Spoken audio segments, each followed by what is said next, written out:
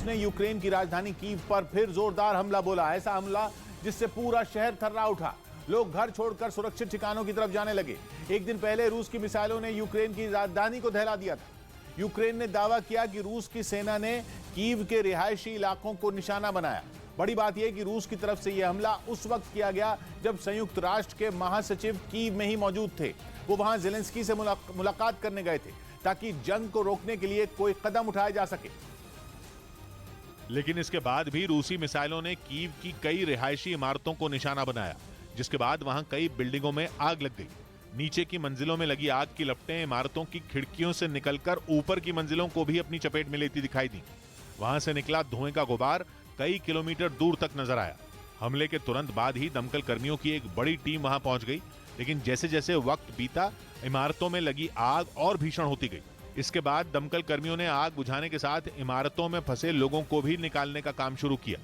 बताया गया कि राहत और बचाव दल ने कई लोगों को उन इमारतों से बाहर निकाला। रूस के इस हमले में 10 से ज्यादा लोगों के घायल होने की भी खबर आई। कि यूक्रेन के मुताबिक रूस की मिसाइल ने जिन इमारतों को निशाना बनाया उनमें कई परिवार रहते थे जो उस हमले की चपेट में आ गए। और यह हमला कितना भीषण था यह कीव में ही मौजूद न्यूज़ 18 की टीम के कैमरे में नजर आया, जो कि हमले के कुछ समय बाद ही उस जगह पर पहुंच गई। वहां के जो हालात दिखे वो दिल दहला देने वाले थे। मिसाइल ने जिस इमारत को निशाना बनाया उसके नीचे की मंजिलें तो पूरी तरह तबाह दिखी। बिल्डिंग से टूटकर गिरे कंक्रीट के बड़े बड़े टुकड़ों को कई कर्मचारी सड़कों से हटाते दिखाई दिए। हमला इतना भीषण था कि आग की चपेट में आई इमारत के बगल में बने एक अस्पताल पर भी असर हुआ। वहां की खिड़कियों के शीशे टूट गए, अंदर रखा सामान तहस नहस हो गया। हमले के बाद अस्पताल के मरीजों को दूसरी जगह शिफ्ट कर दिया गया। शुरुआत से रूस यहाँ की जो तख्ता पलट करना चाहता है और इसी के लिए कीव पर निशाना हमेशा बनाता रहा है। यही नहीं, रूस के मिसाइल हमले ने वहां आसपास की कई और इमारतों को भी नुकसान पहुंचाया, जिसने वहां रहने वाले लोगों को दहशत से भर दिया। मिसाइल हमले से हुई तबाही को देखने के बाद लोग उस जगह को छोड़कर सुरक्षित ठिकानों की तलाश में निकल गए। सबसे ज्यादा डर तो उस बिल्डिंग के लोगों में दिखाई दिया जिसे मिसाइल ने ज्यादा नुकसान पहुंचाया था। और न्यूज़ 18 की टीम उसी इमारत की 14वीं मंजिल पर पहुंच गई। वहां रहने वाला परिवार हमले के बाद डर की वजह से उस घर को छोड़कर जा रहा था। पूरे घर में सामान बिखरा दिखाई दिया। परिवार के लोगों ने बताया कि मिसाइल हमले के बाद इतनी जोर का धमाका हुआ कि कई मिनटों तक किसी को कुछ सुनाई ही नहीं दिया। इसके बाद जैसे ही इमारत में आग लगी उन्हें लगा मानो आज जिंदगी खत्म हो गई। लेकिन आग बुझने के बाद सभी ने राहत की सांस ली और वहां से सुरक्षित जगह के लिए निकलने की तैयारी शुरू कर दी। अभी 10 दिन पहले ही यहाँ पर आए थे रहने के लिए। कल जो रात को जो हमला हुआ उसके बाद से अब ये जो सामान है वो परिवार के लोग यहाँ से शिफ्ट करने के लिए मजबूर हुआ है। न्यूज़ 18 की टीम ने भी उस परिवार को इमारत से निकलने में मदद की, जिसके बाद वो लोग वहां से चले गए। लेकिन संयुक्त राष्ट्र महासचिव के कीव में मौजूद होने के वक्त किए गए इस मिसाइल हमले ने ज़ेलेंस्की का पारा चढ़ा दिया। उन्होंने इसे रूस का एक बेहद शर्मनाक कदम करार दिया और आरोप लगाया कि जैसे ही यूएन महासचिव के साथ उनकी बातचीत खत्म हुई, रूस ने एक के बाद एक 5 मिसाइलें कीव पर बरसा दी। ज़ेलेंस्की ने रूस के इस हमले को सिर्फ यूक्रेन पर ही नहीं बल्कि पूरे संयुक्त राष्ट्र पर हमला बता दिया।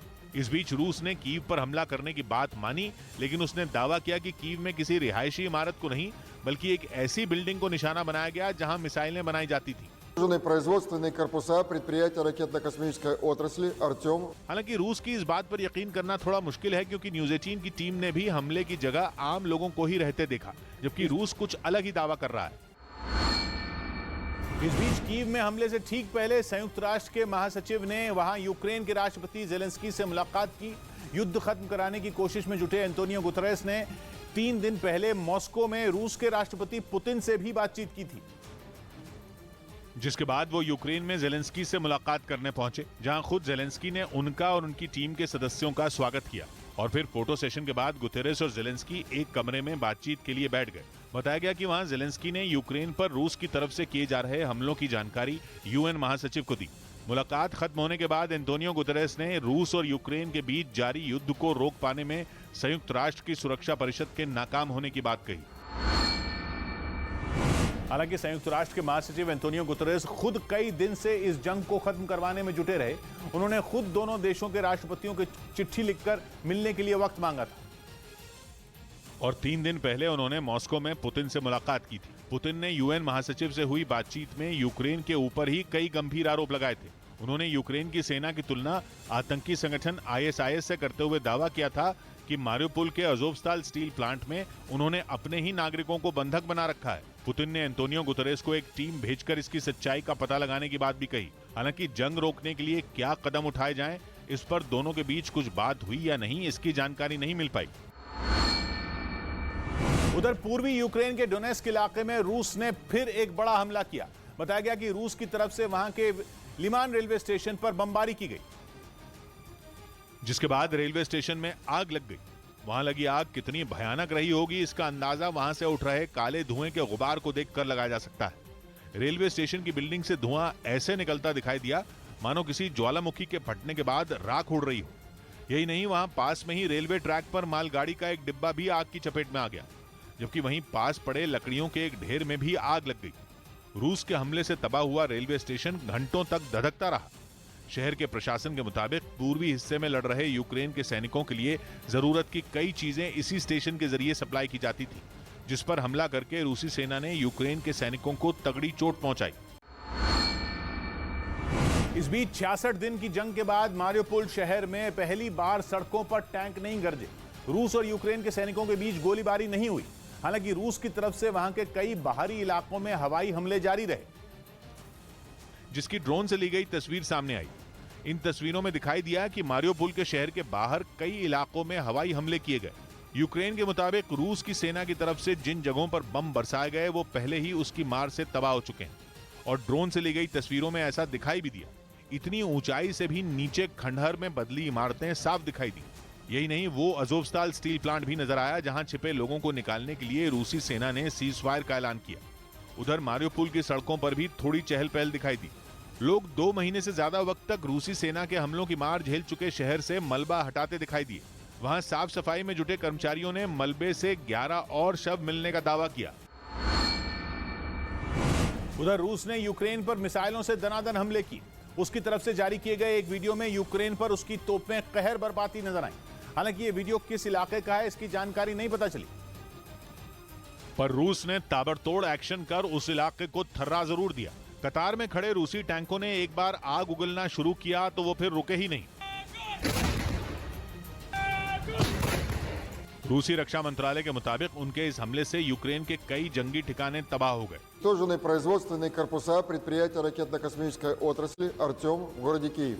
इसके अलावा रूस ने यूक्रेन के एक इलाके पर समंदर से मिसाइल भी दागी। दावा किया गया कि उसने अपने टारगेट पर सटीक वार किया, जिसकी जद में आकर यूक्रेन का एक हथियार डिपो तबाह हो गया।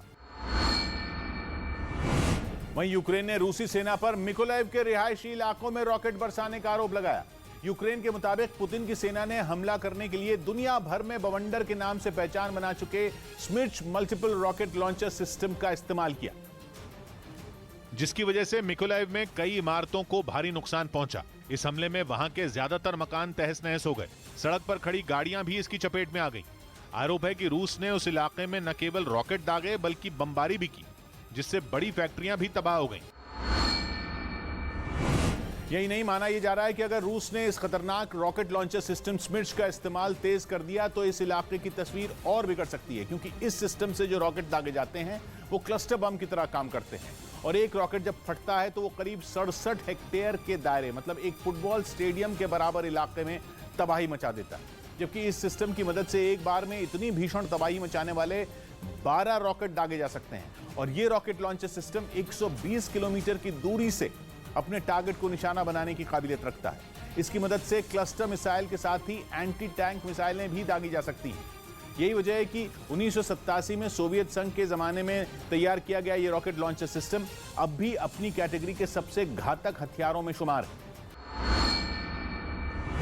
क्योंकि खबर आई कि यूक्रेन में जंग के पहले ही दिन ज़ेलेंस्की और उनके पूरे परिवार को मारने की तैयारी थी। वैसे ज़ेलेंस्की पहले भी कह चुके हैं कि पुतिन उन्हें और उनके परिवार को जिंदा छोड़ने के मूड में नहीं थे, लेकिन इस बार द गार्डियन ने उनका एक इंटरव्यू छापा जिसमें ज़ेलेंस्की ने खुद बताया कि कैसे 24 फरवरी यानी कि यूक्रेन पर हमले के पहले ही दिन उनकी जान पर बनाई थी। ज़ेलेंस्की ने इंटरव्यू में बताया कि जंग के शुरुआती कुछ घंटे उनके परिवार पर भारी थे, क्योंकि रूस के सैनिक उन्हें ढूंढते हुए बिल्कुल नजदीक आ गए थे, जिसके बारे में पता चलते ही वो और उनकी पत्नी अपने बच्चों को जगाने के लिए दौड़े।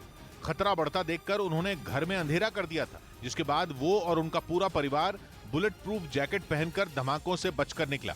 यही नहीं, बंकर में रह रहे जेलेंस्की ने बताया कि इससे पहले उन्होंने कभी नहीं सोचा था कि उन्हें ऐसे दिन भी देखने पड़ेंगे, क्योंकि जिन हालात से वो गुजरे वैसे उन्होंने केवल फिल्मों में देखे थे।